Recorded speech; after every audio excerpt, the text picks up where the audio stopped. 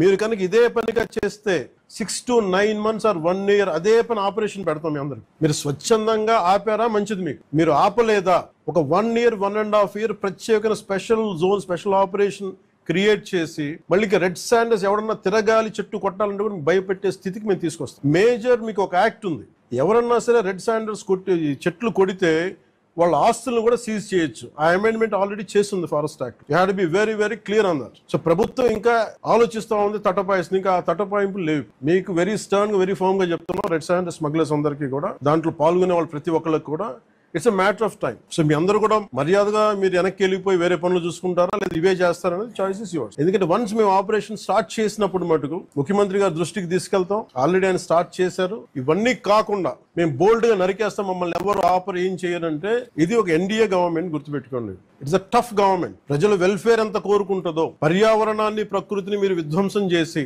ఎర్రచంద్రాన్ని అడ్డగోలుగా మీరు నరికేసి మీకు కనిపించేది ఈ రోజు వెళ్ళి చూసిన 1,60,000 ఎర్రచంద్రం చెట్లు నరికేసి ఎన్ని వేల కోట్లు డబ్బులు చేసుకున్నారు. ఎవరిని మేము వదలం. ఇది మేము ఛాలెంజ్ గా మీరు తీసుకొని మీరు చేస్తారంటే సంతోషంగా తీసుకోండి, ఆ కాన్సిక్వెన్స్ మీరు ఫేస్ చేద్దరు.